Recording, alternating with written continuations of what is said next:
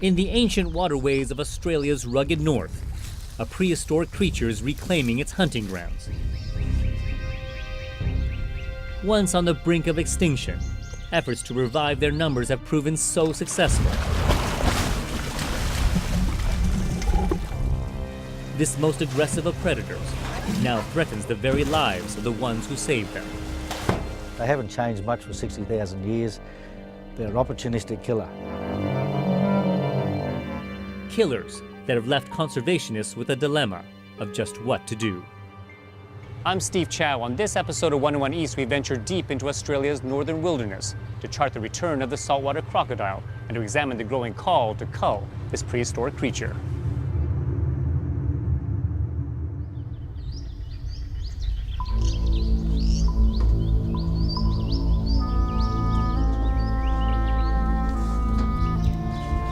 We begin tonight with extraordinary and frightening pictures as a huge croc attacks a territory picking party. Northern Territory Police have found evidence a 12-year-old boy has died in a crocodile attack in Kakadu National Park. The recovery of 26-year-old Sean Cole's body from the Mary River.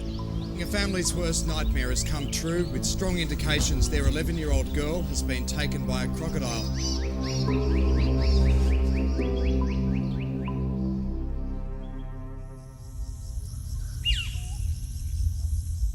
It was a Sunday afternoon, and a couple of the neighbours' kids come over and said that they wanted to come down a black jungle to go for a swim.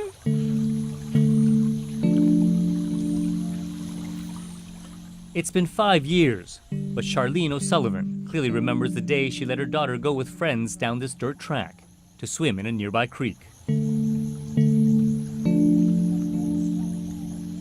Would have been about 3:30 in the afternoon, and they hopped on their bikes and came down here. The creek was popular with people looking to escape the tropical heat of northern Australia. What no one knew was that something was already lurking in the dark waters below. From my understanding, she jumped off the bank of the creek and possibly jumped straight on top of what was lying beneath, which happened to be a 3+ metre crocodile. Croc was just laying there waiting for something to happen, and it all ended very suddenly. Heavily armed, prepared to encounter a large saltwater crocodile, a dozen officers from the Tactical Response Group searched for traces of the girl. A heart-wrenching discovery came. The death of her daughter, Brianni, made headlines across the country. The creek was several kilometers inland from the ocean, and saltwater crocodiles had not been seen there before. Sorry. No. For Charlene, the grief remains. I'd give anything to have her back. Anything at all. But I have her memories. I have her warmth in my heart. I know she's out there somewhere looking over us. You know. So Charlene, you came all the way down here that day? Yeah, I did. I'm not going any further. No way. There's something in the water, but I think it's just grass. Since Brianni's death, the government has posted warning signs around many creeks and waterways. Still, Charlene believes the growing numbers of crocodiles in northern Australia pose an unacceptable threat.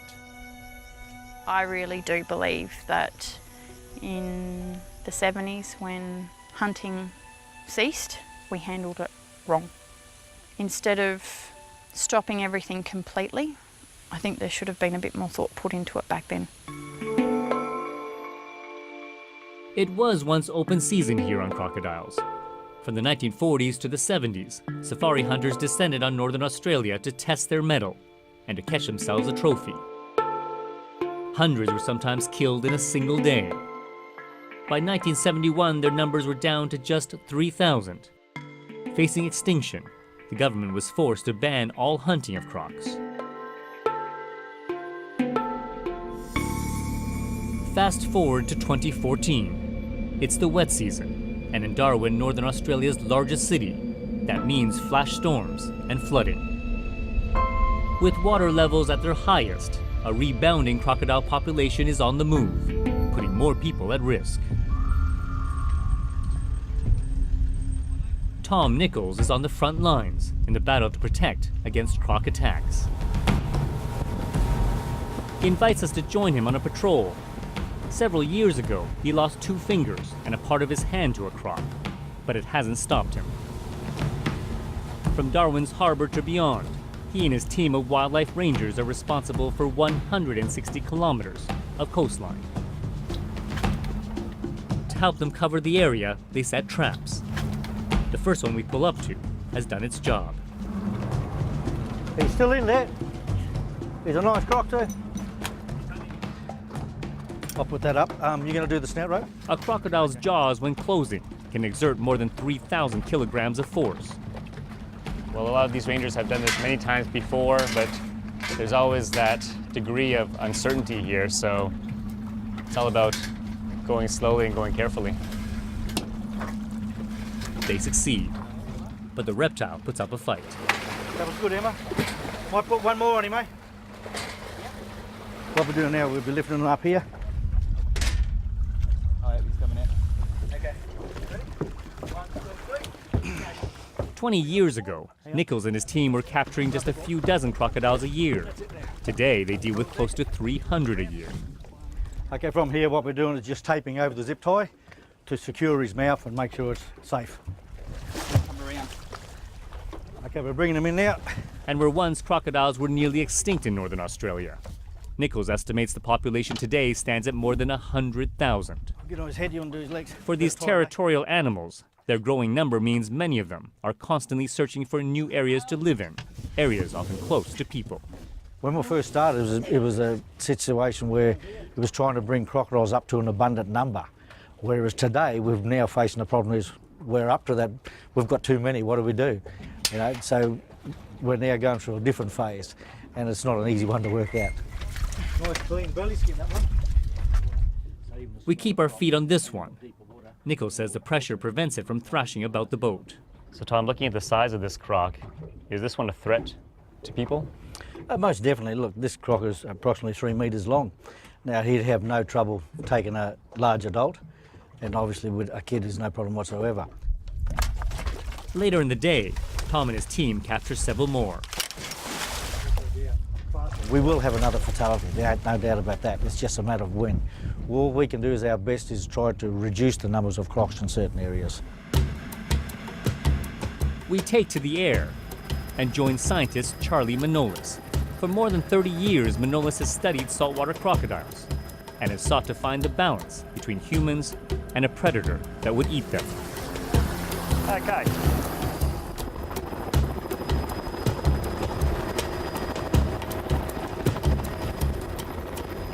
On this day, he's come to Malacca Swamp to collect crocodile eggs. It's a task filled with potential peril. And inside here, you know there's a female in there. There's a mother waiting there. You know she's here somewhere because they do not leave their nest. They stay pretty damn close to it. Not only does Manolis and his team risk contending with an angry mother croc, but there's also all the threats that come with wading through a swamp. So the thing to be careful of here is any open water.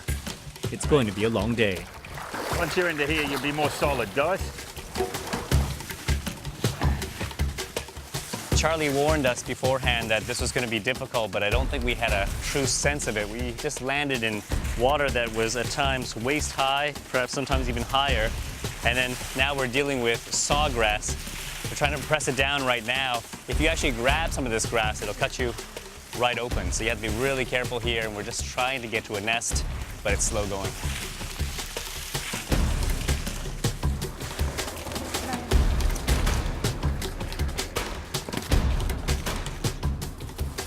If you have to, test the water. Right, just make sure that it's shallow and there's nothing hiding in there, okay? After some tough going, Manolis finds the nest. In front of us is her wallow. Just be ready to move back. If I call you, you run backwards, okay? Safety first. A croc once severely injured one of Manolis' colleagues, and he's had a few close calls himself. This time, though, the mother doesn't show herself. The good news is there are eggs inside the nest. Oh wow, look at that. These eggs are about, they're about 50 days old. There we go, she's just about cut. Charlie Manolis is teaching these Aboriginal rangers how to collect eggs. Farms pay $40 for each one. And with dozens in a nest, that means a swamp like this can potentially yield tens of thousands of dollars for a community.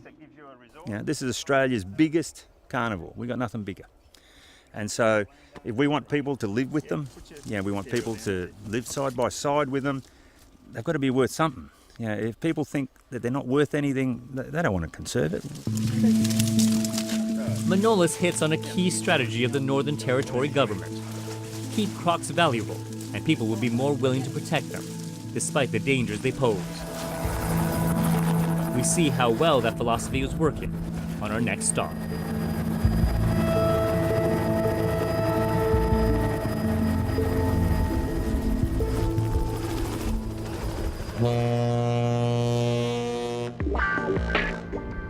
Every year, millions of visitors descend on northern Australia, known as the top end. And the biggest draw are crocodiles.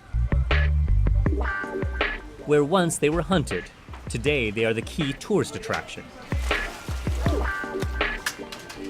In the heart of Darwin, people can feed these prehistoric creatures. There are pools of hungry young ones, along with the more formidable of beasts. People can also get face-to-face with the world's most aggressive carnivore in an experience called the Cage of Death. We decide to give it a try.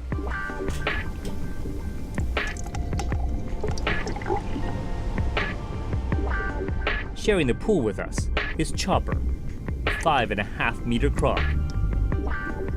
Separated by only a piece of plexiglass, you can feel Chopper's incredible strength and realize that in a real face-to-face, humans don't stand a chance.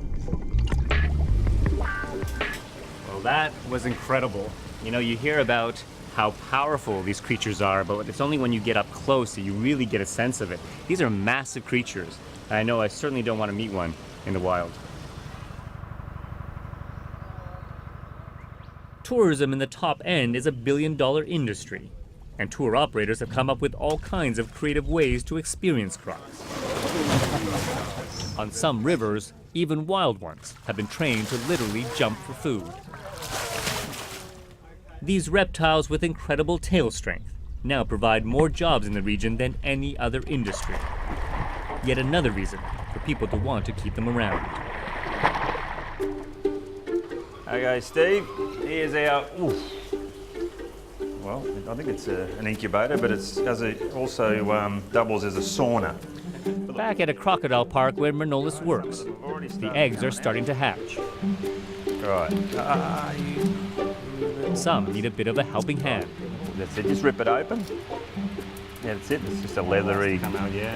It's okay, just rip it open, it's okay. Watch out he doesn't bite you. Yeah. Come on, mate. It's quite an experience, seeing them from birth. It also turns out to be a first-hand lesson in croc behavior. These guys are aggressive now. The moment they come out of that egg and you put them together, these guys will brawl, they will fight. One animal will become dominant and keep the others from the food. Manolis says saltwater crocodiles are hardwired from birth to kill.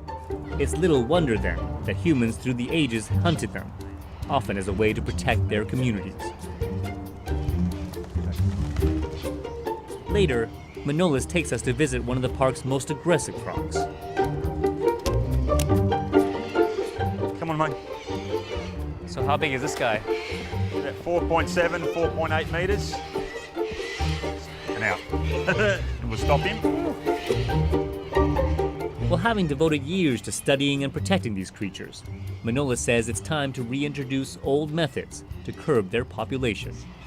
Do you feel it's justified to have safari hunting or trophy hunting? Look, I do, because it's just another mechanism by which you can make crocodiles valuable. It works for other safari trophy hunting operations in Africa and in other countries in the world. Why not Australia? There is one Australian outlaw that has lobbied years for a return to safari hunting, and he's agreed to speak to us. Well, we're off to meet the crocodile world's most notorious and I dare say despised of characters. He's been on the run from the law many times in the past, specifically for illegally hunting crocs. He's known as quite controversial, so this meeting is going to be a very interesting one. Police have often raided this property in the deep backwoods, so I'm unsure just what kind of reception we'll get. You must be Mick. Steve, is it? Yes. How you going there? Hey, How are you? Good. That's- Nice to meet you. Yeah, me too, mate. But the man we meet is not only warm, he openly shows us his operation. Such a slow process. A longtime poacher, Mick Pittman says today he is a legitimate taxidermist, specializing in crocodiles. His workshop is full of skins and stuffed heads, ready for market. He also has no bones about sharing his past. It was a real adventure, there's no doubt about it, but being a poacher for 16 years was unreal. It was the best thing. I only ever got caught with one animal out of between 16 and 17,000 animals. No matter how many people you had after me, you still couldn't catch me. And that's how it was. It was unreal. What a life, wow. Mick agreed to let us show some of the only home video taken from his days of illegal hunting. He would kill dozens at a time, and it was out in the bush, he says, he learned how to properly prepare skins. In the mid-90s, Mick says he came over to the other side of the law, and the government has since given him and his men a license to help landowners kill crocs if they pose a danger on their property. The ones they catch, they stuff. A full-sized big one sells for a small fortune. I've just sold one recently and he was 4.8 metres and I got $24,000 for it. Recently, the government rejected a proposal to allow for safari hunts, saying there is a risk of cruel and inhumane treatment. Pittman believes politicians are misguided. All it is changing the trigger puller. That's what people can't understand. Instead of me pulling the trigger and me getting, say, $20,000 for selling the taxidermied animal, hey mate, come here. Here it is. You've passed your test, your competency test. Shoot him. Boof. 20 grand. Good on ya. After all his years as a poacher, Pittman says he's used to challenging authority and vows to continue lobbying for hunts to be legalized. He wants to become a guide to trophy hunters and share in the big profits he says tourism operators currently enjoy. One of the most magical places in northern Australia is Kakadu National Park. It's a timeless landscape. Included in the 20,000 square kilometers of diverse scenery are floodplains. And it's in these wild waterways that the crocodile population has resurged.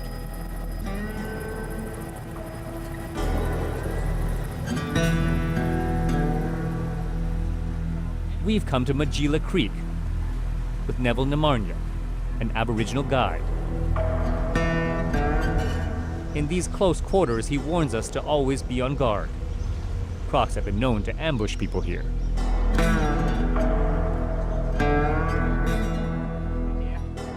And which is one is over there now.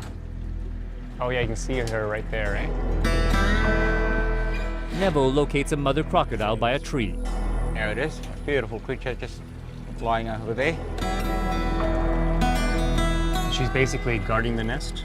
Yes, she is. She is guarding the nest at all time. We go in for a closer look.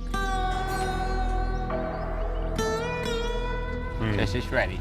She's ready, right? She's ready. Because if we don't go close 2 or 3 meters away from that nest, then she will try and attack us. A few weeks ago, a 12-year-old boy was swimming in this waterway just upstream when a crocodile around this size took him. Traditionally, it's been relatively safe for the Aboriginal community to swim, to hunt, to gather in these waterways, but things are changing. Neville was born in Kakadu, and as a boy he swam in these waters. But today, it's no longer safe. Interestingly, he blames humans, not crocodiles, for the rising number of attacks. But all we gotta do is just to respect the animal and respect the water, because the water, this is where it's home. And we're gonna respect where he roams around or where he lives. Everywhere throughout Kakadou's extensive waterways, we spot these prolific predators. And despite posted warnings, we also find lots of people taking risks. This group fishes in a culvert, where just meters away, crocodiles lie in wait. Outside the park's boundary, others take the meaning of risk to another level, standing knee-deep in a river infested with man-eaters. To better understand why they do it, I carefully make my way across the rocks. How often do you come out to fish? Every weekend. You catch barra one after the other. You can catch 50 to 100 in a day. Barra, or barramundi, are the prized sport fish in the area. And Zenon Theodorou says they're worth the danger. He's been fishing here since he was a boy. What about the crocs? They pop up every now and again. They will. But you say it with a smile, man. You're really not afraid. Nah. They won't come up here. Oh, they won't come up here. But what about from behind you? Just don't worry about them.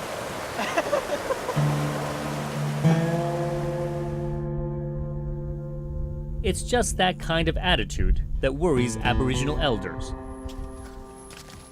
Neville takes me to one of Kakadou's ancient sites. Here, his ancestors some 40,000 years ago painted stories.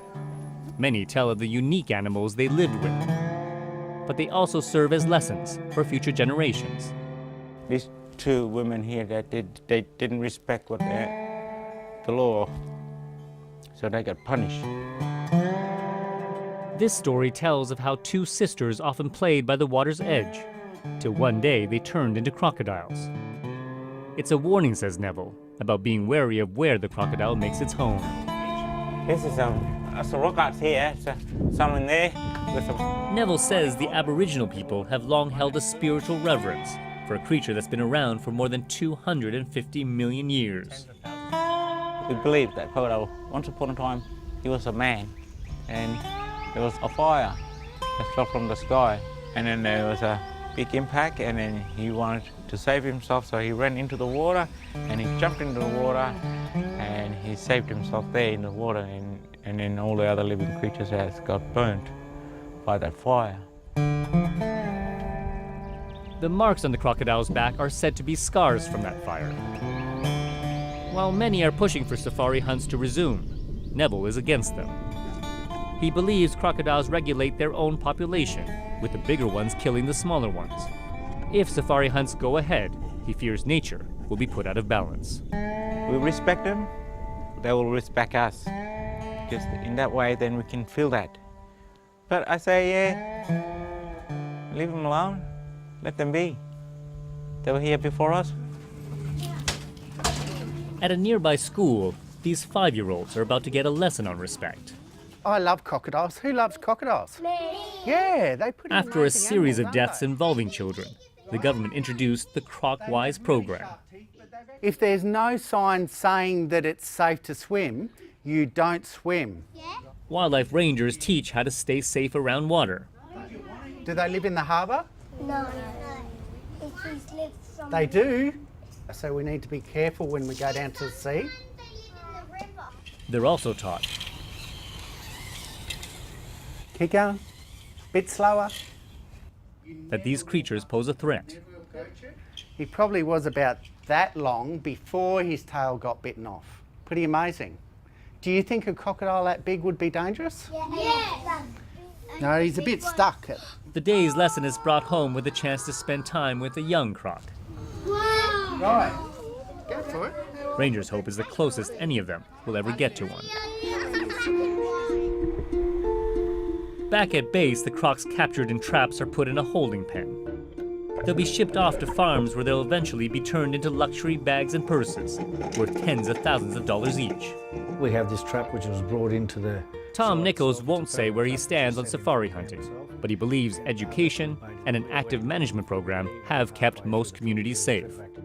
Still, with both humans and crocodiles expanding their territory, he says deaths are inevitable. All we're doing really is creating a vacuum. What we take out, another one's going to come back in. We're still going to have another fatality. There ain't no doubt about that. It's just a matter of when, and we try to do our best to reduce those chances of a fatality taking place, but we can never guarantee nothing. We've come to Northern Australia during the wet season, a time when crocodiles give birth and expand their territory. But with public pressure building, a new season could be upon them, one where they're the ones that are once again hunted. For now, these prehistoric creatures remain protected, allowed to thrive, a danger lying in wait.